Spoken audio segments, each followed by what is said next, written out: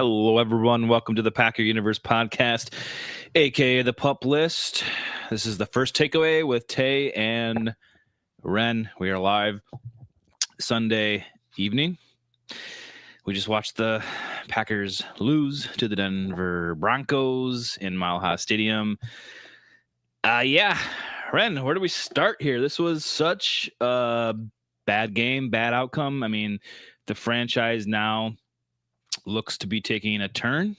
Who knows what will happen? We had Watson go down. The biggest one of all is Micah Parsons went down, probably with a ACL injury, non-contact. Evan Williams left. Our team just totally deflated after the midway through the third quarter. Just didn't seem like they were ready to play. Maybe they were affected by the injuries, but they just got outperformed second half, even with the injuries down. I don't know. I just figured this was it, right? This is it. We're done. Micah Parsons goes down, probably out for the year.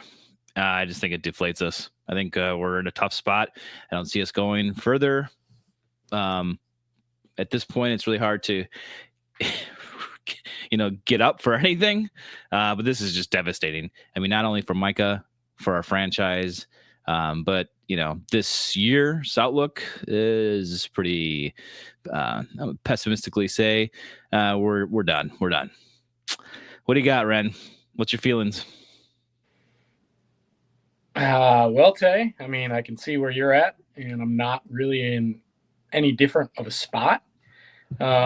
Riding high off a 4-game win streak, obviously beat the Giants out in New York, and then three pivotal games in the division, 3-0 in that stretch. Going out to Denver, a non-common opponent, it was going to be a tough game. They were favored, not quite sure how that was a thing, but it was. I really thought, obviously, in the first half, they played pretty good football. Those first two drives, unfortunately, obviously the one short field, you don't get 7. And then the next, an 89-yard drive, you come up with 3. Tough outcomes there. You really should probably have 14 on the board. Maybe you have a different outcome in this football game. They held Denver, I would say, in check, played very good defense throughout the first half. He was an efficient 11 for 12, that being Nix in the first half, but it was kind of the same thing he's done much of the year. Nothing flashy, but moving the ball a little bit, keeping them in the game. And the second half was a completely different thing. I don't know, I heard you obviously echo those sentiments, but that third quarter, Tay, was from so many aspects and angles for the football team, for the game. It was everything. It was about as deflating of a third quarter I've ever watched. I mean, this is a team with, a lot on the line. This is a season, I think, for a lot of good football teams, none that really stand out, where anybody that's good, and the Packers being one of those teams, probably 4 in the NFC and probably 3-4 in the AFC, that could steal one this year. One you wouldn't expect. And, it starts with, obviously Evan Williams goes out, but losing Zach Tom, you start to see the play of Kennard there.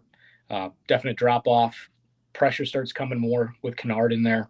They took advantage of that. They could smell that. The Watson thing, man, he really opens up this offense, Tay, and you can see it immediately. I talked about it with you in the past few weeks, what he lends to this offense from a play call standpoint, for what defenses have to do, what it opens up over the middle, not just for him, but for other players, what it just opens up in general in the entire offense. You see him obviously on that deep ball go down, shoulder injury. He's holding his chest here.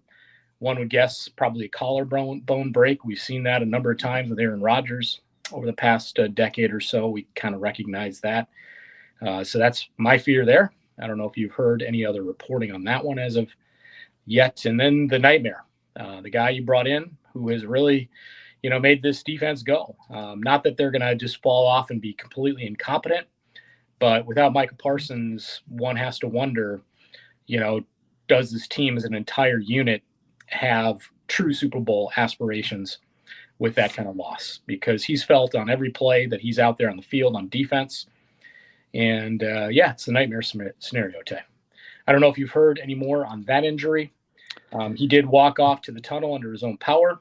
We have seen that before with ACLs. He's all I heard was during the game was chest injury. Yeah, right. He was holding his collarbone. So I mean I'm talking Parsons. Oh, Parsons. Oh, no, it's just speculation now. It's roughly 10 after 7 Central Time. I think Matt LaFleur is going to be going to the podium any minute now.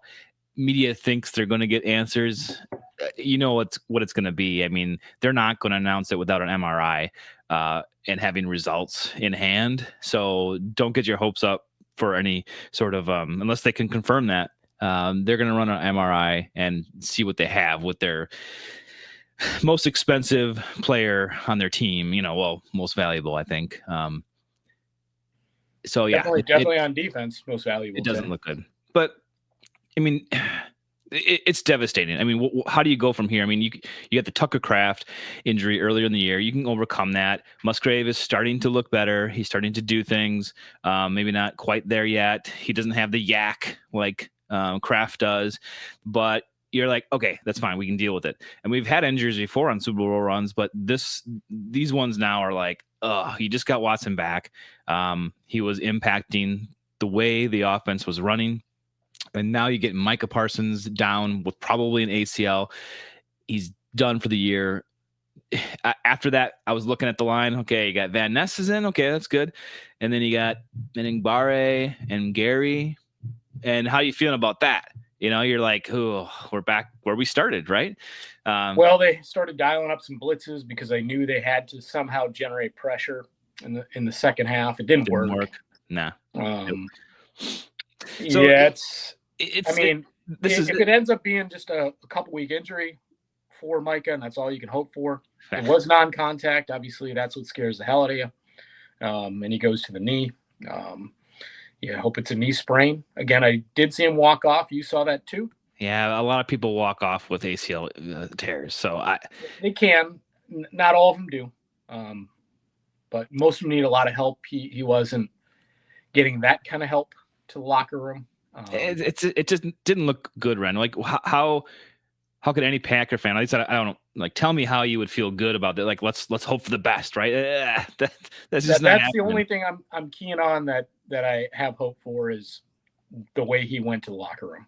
Yeah. I'm not saying it's not going to be a multiple week injury, but that's my hope, that it's only a multiple week injury, that he did have that ability to walk off the way he did. Knee sprain, you hope. I mean, that would be a great Christmas present, but I just do not. The Watson one, I would say, is probably a clear break of that clavicle, and you're not talking 4 weeks at minimum. So. Yeah, no, he's done. He's just that's just sad to see, especially when he just came back. But Micah was the oil in the engine. Made everyone better, made everyone flow, got stuff done. And I just don't see how this defense can rise up. And that, I guess, was my biggest takeaway after that happened. Secondary couldn't cover. Secondary couldn't stop.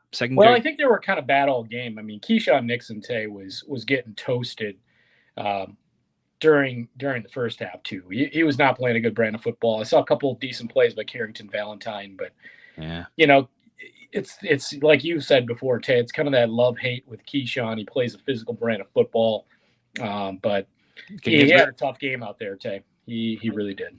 I guess I was looking for more from the defensive side, even the secondary, in stopping Bo Nix and that offense. When we did our episode previewing this game, it was like defenses, right? Like our defense should be able to contain the Denver offense. To point, and they did early. Again, I would say in the first half they did that, which is frustrating because up until the Watson injury and the Jordan Love interception, the Packers are playing really good football. This was a really good game, and then just like that, just momentum shifted. Everything changed with that interception and injury. It seemed like the Packers could not rally. They couldn't get over that adversity. And this, to me, that's kind of like the MO for the Packers is when they hit the wall, and they just cannot recover, whether that's coaching ability or just player, players getting up for the challenge. But you saw that, and then you saw Micah go down. I don't know. It's just it was totally deflation, and I guess I do have a problem with that, especially from Matt LaFleur's side. Let's get these guys going. You had a chance to win this game. They did have a chance to win, even at the end of the game. I mean, yeah, they were 8 points down, but still, it's like, they had a couple opportunities where they just couldn't move the ball. They couldn't convert. Bo Nix seemed like he was running out of the pocket and making all these plays, and all their receivers were making catches. It's like I think we can do that. Why can't we do that right now? It's just frustrating as all hell. That's what kind of makes me the most angry is like good teams find a way to get it, to keep going and to keep competitive during a game. The Packers just seem like they stand on an edge of a knife. And if they go to the wrong edge, wrong side, they're done. And they just cannot come back from that. I just really miss that about this team. I can't understand why they can't do that. I think a little bit of that edge, Tay, is simply, when you lose chess pieces like Kraft and Watson, you've got a lot of wide receivers there that are quite similar. I mean, is Jay Reed that different, who walked off potentially with an injury late? Yeah. And Golden, are they that different of receivers? I mean, Wicks is a nice possession receiver. Is he that different from Dobbs?